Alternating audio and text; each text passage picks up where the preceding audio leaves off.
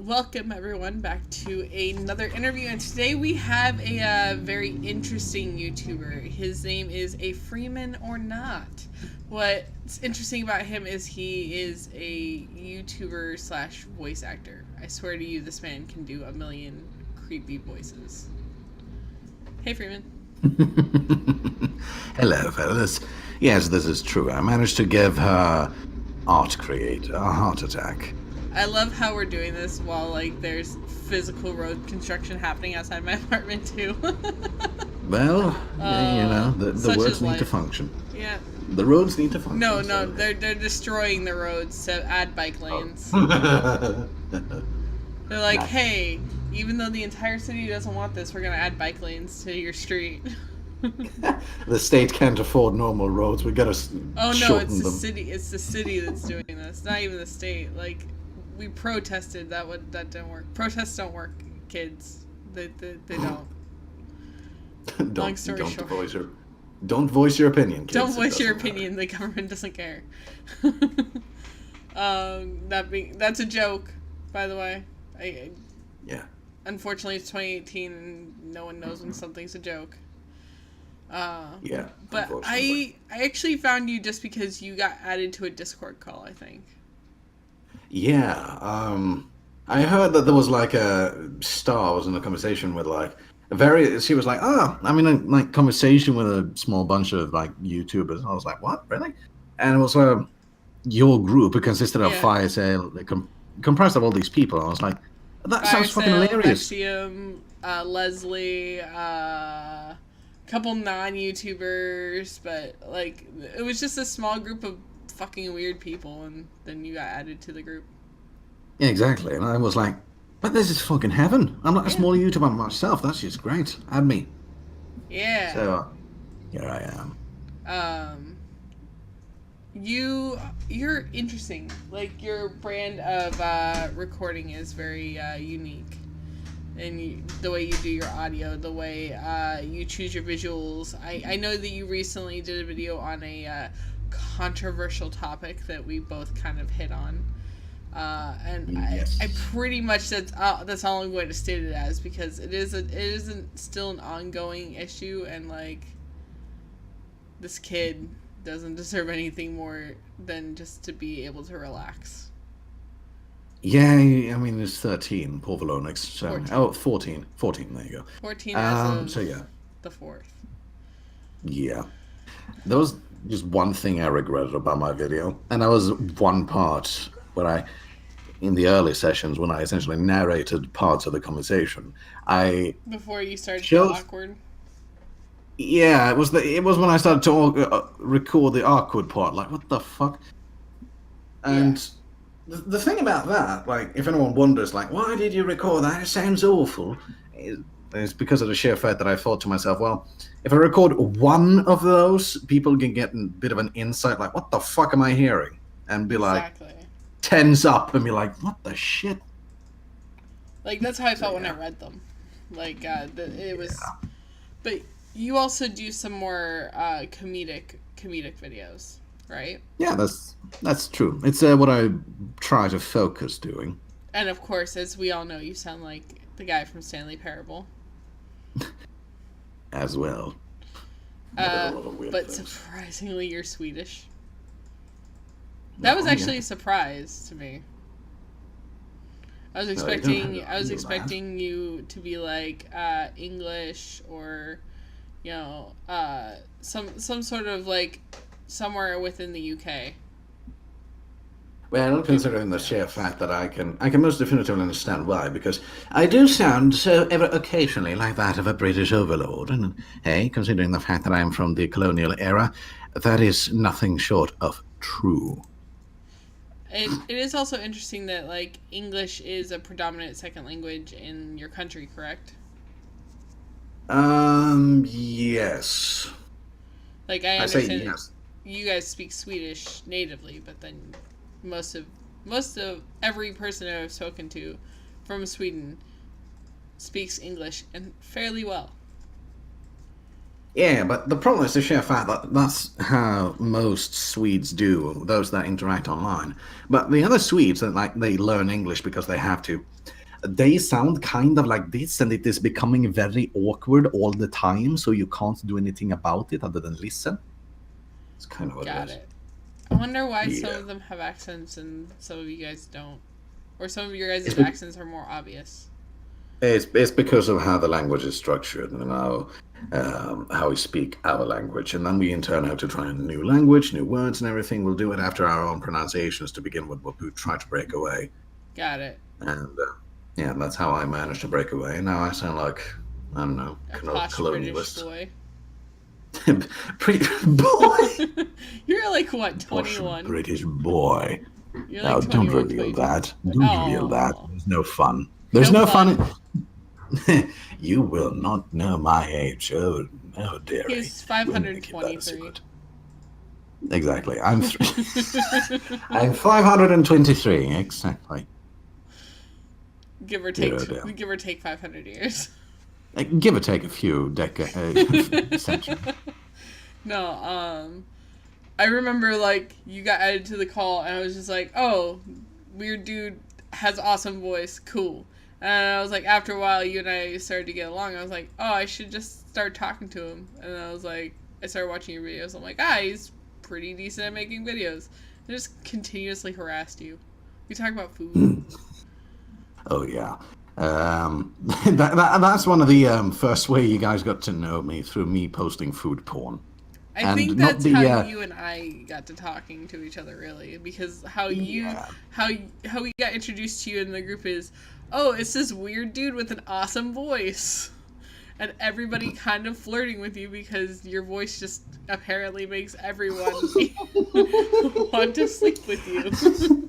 Yes, I made everyone moist for some reason. I mean- was not in that part. No offense. No, I don't mind that you're not. I don't mind at all. It is fun to, for once, not hear. It is fun to have an opportunity to not be the recipient of the first thing you'll ever hear being, "Oh, I have my children." Mine was, whoa, your voice sounds cool. Yeah. Like I don't know. Like I don't think a voice can make a person, kind of thing. Like a person can have an amazing voice but still be a shithead. Well, of course. Like its personality wins overall. You have a great personality though. Now that I've gotten to know you after the last month or so. But That is a good thing. You think so? yeah, you have some long drawn out stories though. Well, unfortunately, but hey, I'm That's a because kind of you're a like to make storyteller. story. Yes. Have you ever thought of becoming a storytime YouTuber? Well, as a matter of fact, funny thing you should mention, because the thing is, I'm trying to like experiment with the type of content that I'm making. Commentaries is what I'm gonna make. But the thing is, the commentary style of videos that I do is very much so satire and parody. It might sound like unoriginal, but the thing is that everything is supposed to be very heavily edited to the point where almost midway through you'll have fucking animatics and shit jumping at you, voice acting tours, and all manners of weird shit. Fuck no. One of my personal traits with those things is supposed to be characters that are introduced, because something I'm capable of doing is to sound like various people. I'm very good at I don't know, voice acting in general, sounding like various characters from games or movies or Right. whatnot. Yes, and I've used characters sometime as a bit of a extension of my own arm when it comes to parodying. So I've used, for example, when I made a video about feminism, or rather about a feminist, Right. I decided to meme it up and like, well, in that case, I'm going to voice act the patriarch from fucking Killing Floor. Because fitting.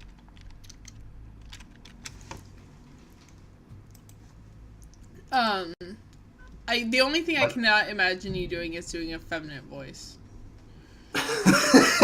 No, I can't do that. I can't. The problem with me when it comes Because to your balls feminine hang voice, too low. yeah, they drop like an anchor. So Man, I have children that watch my channel and I say shit like that. Like, I feel terrible. Like, I know that there's 13-year-olds that watch my channel because they're all YouTubers as well. and then you have me on. You have hit a new low. Hey, not yet. I have not hit the new low yet. Fair enough. If you want to hit a new low. If you want to hit I could start talking to vloggers. Yeah, like Onision.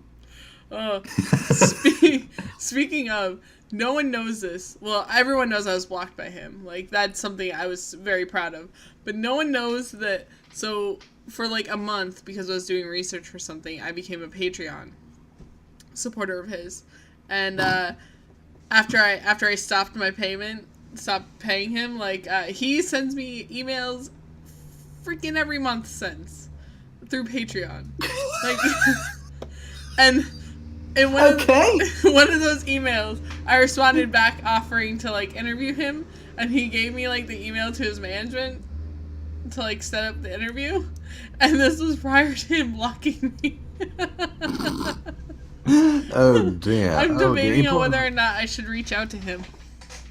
Oh man, it might be a good idea, it might be a bad idea. I do not know. But it's kind of fucking funny as well. How much money did you send him?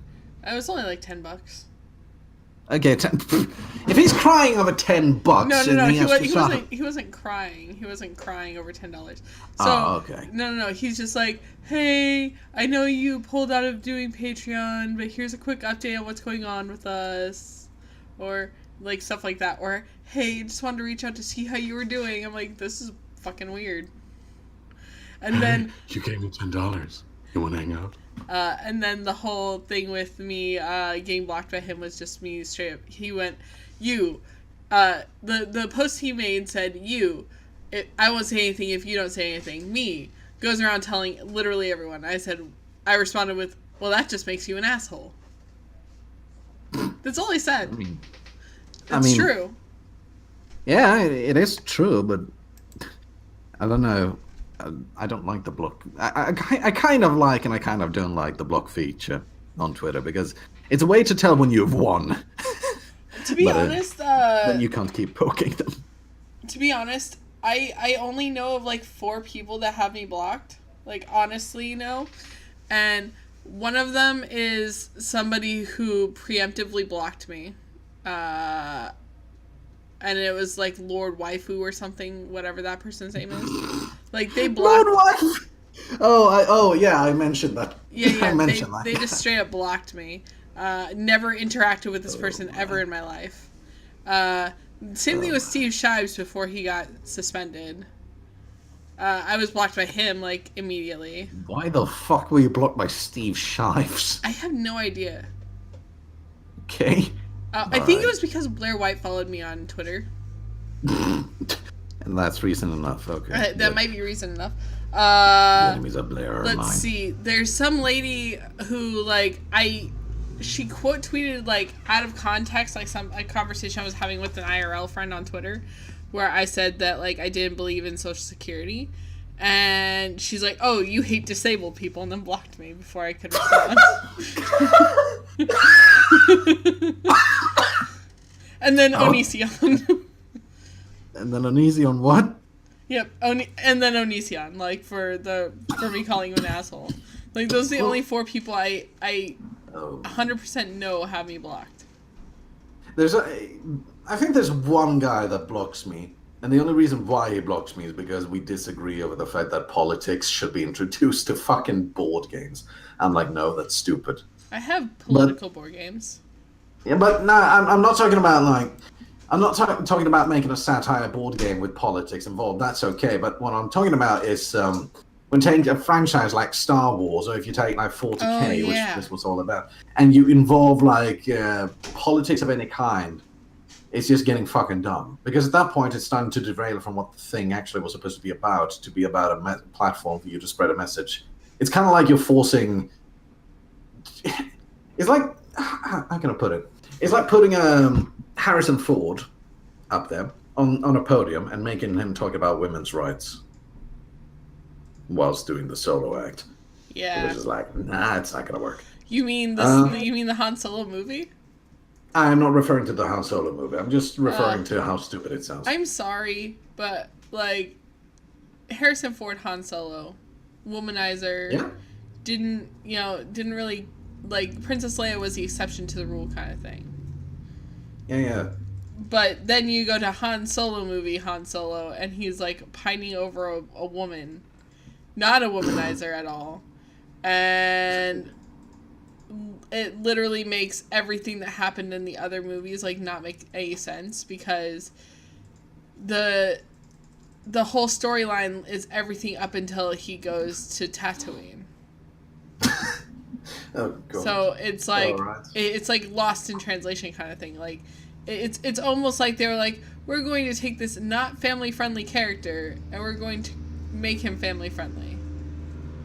I kind of looked at the character in question when the first posters and whatnot started to appear and posts, and I was like, it's not Harrison. It's not Solo. No, I mean, he looks too young. It doesn't look right. I mean, sure, he doesn't look too young, fine, but it doesn't look right. And well, luckily, I didn't waste the money to go see the movie because apparently it was shit. I did. Oh man. Oh well. There you go. Yeah. Yeah. Oh man. One thing though, if we're gonna go back to the question you asked me earlier that I didn't actually answer because I derailed. The question about if I thought about doing story time on YouTube. Yeah.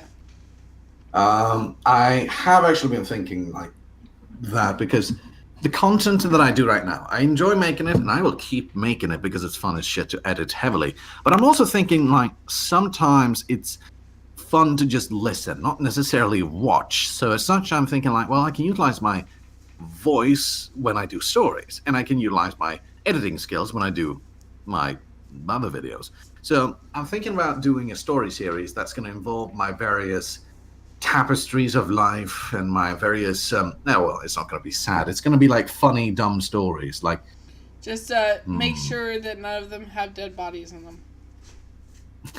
Yeah, it's not going to be a Jake Paul. Don't want to pull a Tana or Logan. No, fair enough. But what I am going to pull is that I'm going to pull a typical Tumblr story, because I have a story of at the time that I met an insane Tumblrette. You know what? I have a Tumblr account. I will never give anyone the username, but I have one. I don't mind that anyone has them. It's how you use them. It's kind of like when you have the Force in Star Wars. Like, okay, will you use it for good and heal people, or are you going to jerk yourself off over the fact that you have it? Well, I mean, to be fair, I'd probably be a Sith. I'd be a great Jedi. Let's be honest. Most people within the commentary community and everything like that would probably be a Sith. Oh, now I want to see Keemstar as a Sith. I want to see him with like a. I would like to see him with a Kylo. No, I don't think Keemstar would be a Jedi at all. I don't think he'd be a Sith or Sith. a Jedi. No, I don't think he'd be either. I think he'd be like I think he'd be a terrible bounty hunter kind of character. Like no powers but trying to kill people. Oh god. No, I want him to have like I want him to have power. I want him to be a Sith Lord, but I want him to be a really pathetic Sith Lord, like puts himself up as high and mighty, tortures and kills people's in fashions you've never imagined. But when he fights another of his own kind, he gets his floor kicked. He get fucking shoved. Like, if all the commentary YouTubers are Sith, then who would be the Jedis? Kids channels, because they pretend they're all good.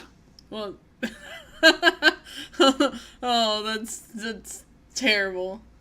That's terrible, but true. You'll have to go down with it, because the Jedi weren't like in the lore. If we're going to talk about the Jedi weren't good per se. They were just they were more neutral.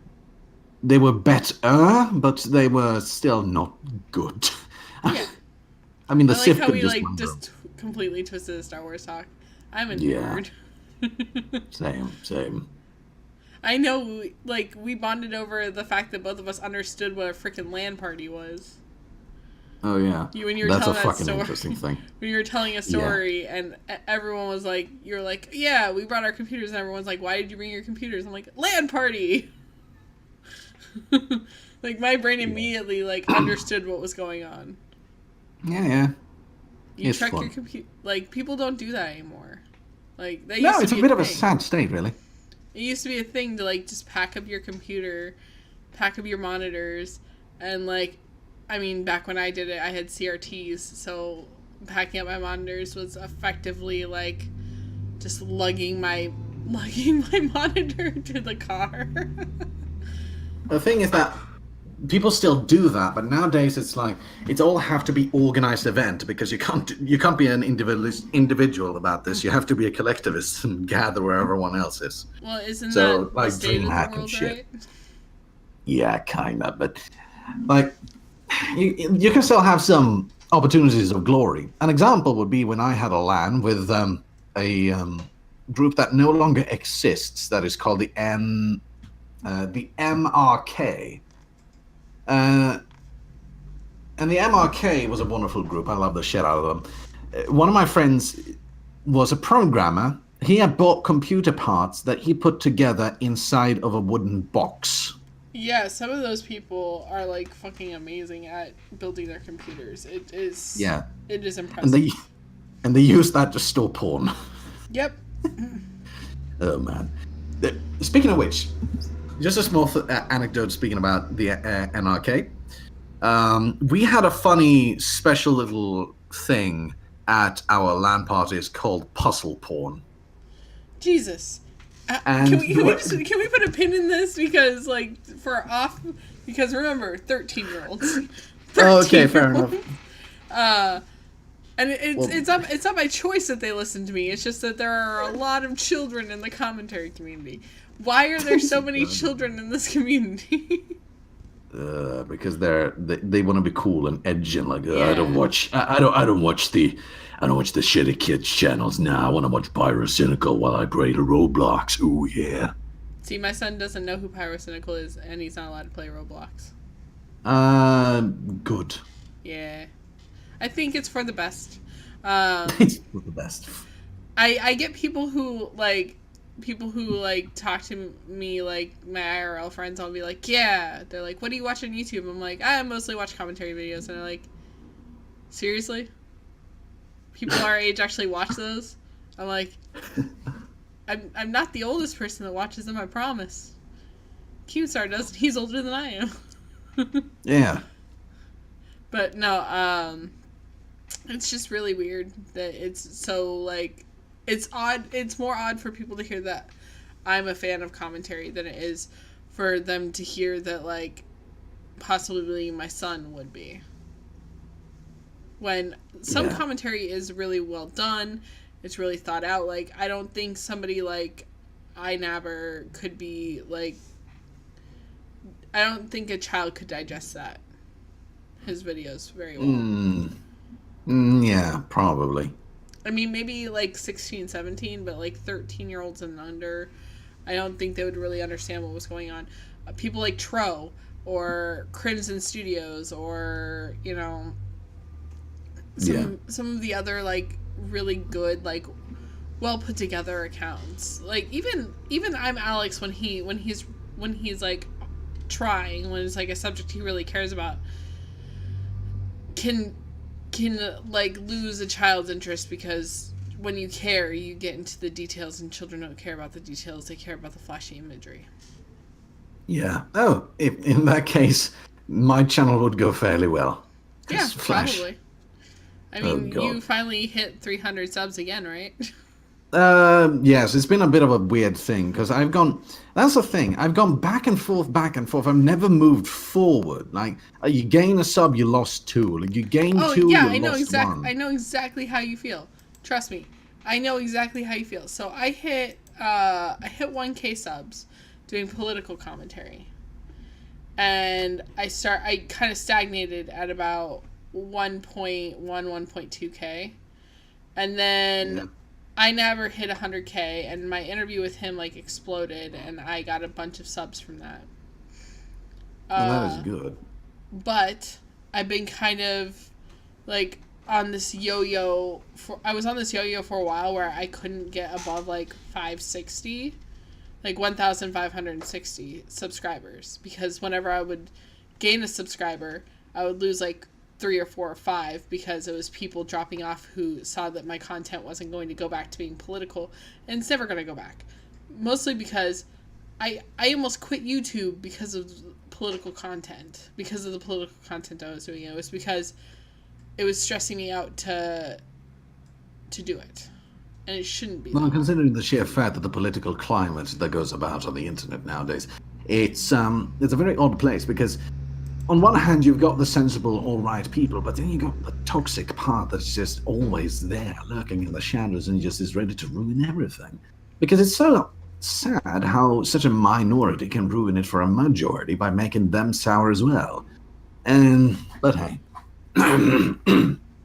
it's what it is after all. Exactly. There's a lot of I don't know.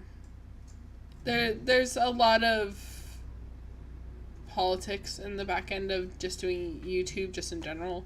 Like, a lot of networking, a lot of talking. Like, people think that YouTubers, all they do is they, like, record, edit, and post a video. But, like, 9 times out of 10, most of us are in Discord calls with other people, like, a good majority of the day. We're talking to people, we're networking, we're trying to, bounce ideas off of each other and all that stuff. And it can get really tedious. So seeing your channel not grow as fast as you're expecting or as you would like, but doing all this work, like hours, like, I work a full-time job, and I probably put in as many hours in general on YouTube as I do my full-time job. And that's on top of taking care of the kid.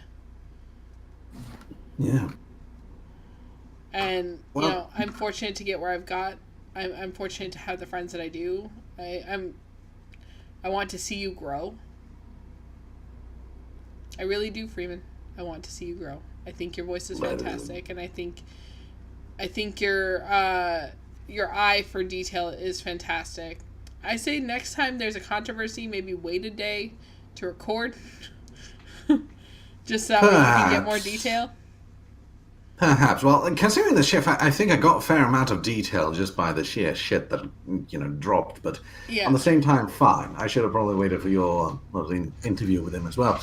Well, to be fair, like, no one knew it was being recorded until it dropped. And then the reason why that is I didn't want it to, like, I didn't even promote it anywhere. Like, fair enough. I like, my auto tweet went out, sure, but I didn't promote it on my Discord server. I didn't promote it in any chats or any other Discord servers. I didn't do anything. I just left it. I was just like, this is a thing, and this is out here for everyone else. I didn't monetize it because it didn't need to be monetized. I don't need the money from the views from that. Like, if I could not get the views as well, I would have been perfectly fine. It wasn't for that. Yeah. It was for the kid. Yeah, the thing that, and the thing about my videos, at least the more serious ones. The what? The more serious videos. Yes, there's only 2 of them currently. And the idea that I have with those is that I'm probably not going to do many of them unless it's shit that affects the channel or someone close to me in one way or another. The reason why I did this was because of the sheer fact that I wanted to kind of, how should I say, test a new format whilst at the same time being a support beam for someone afflicted. What is so stupid about it is, like, literally the same day, but just a little bit before, I had messaged Zen saying I liked his music. Yeah. Oh well. We all do mistakes. Any gay. One thing... Any gay. Yeah, that's how I say things.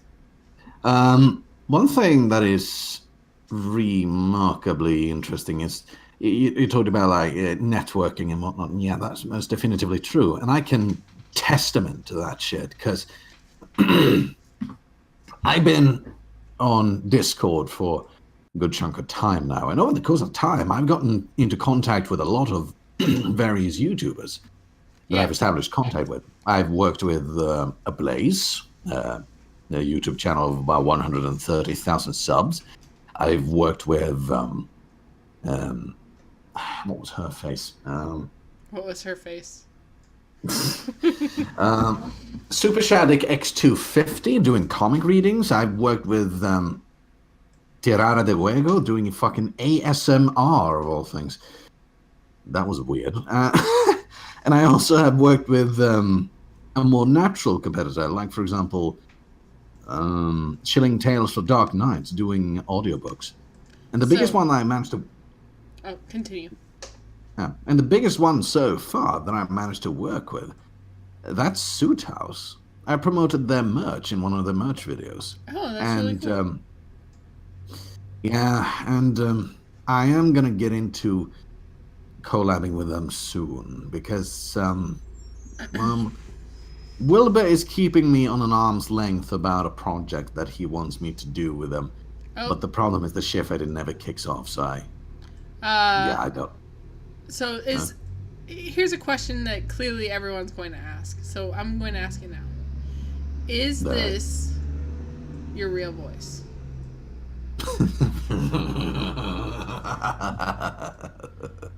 Or is this you putting on one? Putting on a voice.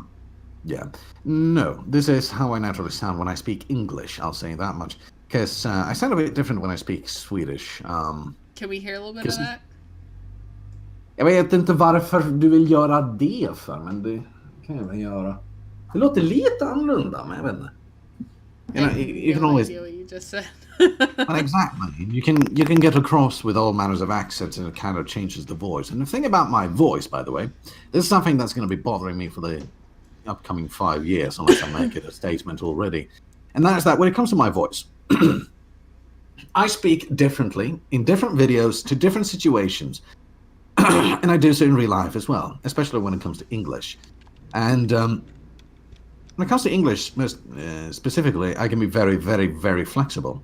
And to the point where I have a different voice for different occasions, which can come across as a bit of dishonest, like, okay, you're just trying to be a crowd pleaser, and you are sounding ridiculous when you do it. But the thing is, it's a natural thing with me. It's natural for the voice to kind of alter itself depending on the situation and who you're talking to. Studies are showing that you are talking differently to friends, family, people you've never met, people you look up to, compared to all of them compared to one another. And same goes with different friends group as well. You have a different voice, you have a different language and everything. And I think it's just, with me, it's more extreme. And it's become part of me. So I'm never trying to be ridiculous. I'm never trying to ridiculify in an unnatural fashion, because everything is, in a sense, natural. So, not to change the subject, but Vex tried to leave our group chat on Twitter. Well, Vex, if you're watching this... I added him back. I fixed it. I know. Okay. She left. She saved you. She saved you. Otherwise, I would have found you, and I would have done things that you wouldn't like. Or he would have. No, not really. It's called Vexium Swift. He sounds like he's a fucking brand of dishwashing tablets, so I would put him in a dishwasher. And then we'll just put it on the long schedule. It makes me think of, like, the Swiffer wet jets. Don't know what it is, but okay. Oh, okay. They're like disposable mops, effectively. I want to see Vexium do a Phil Swift intro, but Vexium Swift. Yes. Vexium needs to do a Phil Swift intro. That'd be great. That'd be great, yeah. It would be fantastic. Yeah. I know what I'm going to do for my next bullshit video in that case. I still need to reach out to some people to get clips, because I'm recording a video about YouTube privacy and like the thought of hiding your face versus showing your face. Yeah, there's a lot of implications. Yeah, there's a lot of benefits to showing your face, but there's also a lot of negatives to showing your face. Yeah, it's a gamble. It's a big gamble. You could say the reason why Pyrocynical grew was because he showed his face. I mean, it came out before he ever showed it. But the thing was that the reason why his transition from MLG YouTuber to what he is today was because of the sheer fact that all the pieces fit. He was a meme from the get-go. He had the voice that fits that of a meme because he is British. And the way he sounds like, it can be made into a meme. It's not stale, it's something that you can make. Looked like, for a while, he looked like a lesbian woman. Yeah, and he kind of like did a self-deprecation when it was cool. Yeah. I don't know if self-deprecation has ever become not cool. It's worked for a time, but nowadays it's like edgy. It's edgy. It has always been edgy, but well, I mean, I do it all the time. Like people say something, I'll be like, what do I? I'm like, I make fun of the fact I'm old, or I'll make fun of the fact I'm fat. Pretty much because if I do it, then no one else can. I make fun of the fact that I'm old too. You're not that old. 567, get on my level. 23. 523. There you go. 523. You forgot your own age. Yes. Don't worry, you don't look a day over 600. Oh, isn't that just bloody fantastic? Speaking of voices, that makes me sound like an old man. You want to know of a fun thing? Sure. I recently partook in a competition called Now Voice This, and the goal is, the challenge is you're supposed to make as many impressions as you can over the course of 30 seconds, and in those 30 seconds, you're supposed to do your best or worst impressions and a tongue twister. Huh. So, and the funny part was I didn't think about this until I had uploaded it. It was like, wait a minute, every single character here is an old. Like, the first character, Sauron, is fucking Christopher Lee, cunt's old as shit. He's dead, but yeah. Then you've got Morgan Freeman as well, did that one. Yeah, he's old. And then you got the meme, the man himself, Michael Rosen. I thought you were going to say Maxime Swift. No, he's not that old. No, he's Maxime only 25. Is a small boy. He's a small boy. Oh man, the weirdest compliment I've ever gotten was from Pyrocynical when I talked to him once. He thought that I was the father of Colossus Crazy. Oh god. Colossal is like my age. Yeah. I think he's just a little bit younger than me. Like he's like this. You're his father, 523 years old. I raised him good. Colossal and I have had one interaction on Twitter. It was about the super chat stuff. Oh. Me and Pyro. I've never interacted with Pyro. I've interacted with Yojin before. I've had conversations with her, but I've never had conversations with Pyro. Thanks for the memory. Because I had an interaction with her. Oh yeah. And you want to know how that went down? Sure. It's not entirely safe for work, but I can make it slightly less not safe for work. You can make it less not safe for work? I'm sorry. My brain went... Anyway, so what happened was the chef I got in on a server, right? And I was there for over the course of 4 days. And I do what I usually do. I talk with people, and then they're like, you got to meet this guy. Oh, you got to meet this girl. They're going to love you. And then I just keep climbing up the ladder until eventually I'm starting to talk to people that knows veterans, then the veterans that knows the admins, then the admins that knows Hugin herself, and then Hugin gets on one day and gets to talk to me, and everyone's like, oh, Hugin, you gotta listen to Freeman, and she was like, what? Who's this guy? And I was like, I can smell you. And she became bloody insane. It was hilarious. She started to scream, what the fuck? And she drafted me into the private chat and closed everyone out. And then she was like, okay, I want you to say this for me in Morgan Freeman voice again. And she wanted me to say the following. Who's your daddy? And as soon as I'd done that, she sent me back to the chat, and laughing hysterically, and gave me my own title on the server. I got Morgan Freeman. Right. And she also gave me access to private. Oh wow. And I had friends on that server who was like, I've been here for months trying to talk to Hyujin once and have this opportunity. You were here for 4 days, you shit! It depends on if people find you interesting. It depends on whether or not they talk to you. Or it depends on if you pay, which is how I got to speak to her. Alright. Well, I mean, that works. I just managed to use my 38 charisma. Yeah, mine's more like a 12. Oh well. Above average. Fair enough. I rolled all my points into charisma. That makes the most sense. Yes, because life's a D&D game, and I rolled everything into charisma. I'm more of a support. Fair enough. Well, I guess I would also be charisma more than likely. Charisma or wisdom. And now we're rolling into D&D. All right. We're losing the 12-year-olds. We're losing them. Oh shit! We gotta bring them back. Spider-Man and Elsa, huh? Oh god, Elsa Gate! What a fucking shit show. That was a shit show. It was hilarious.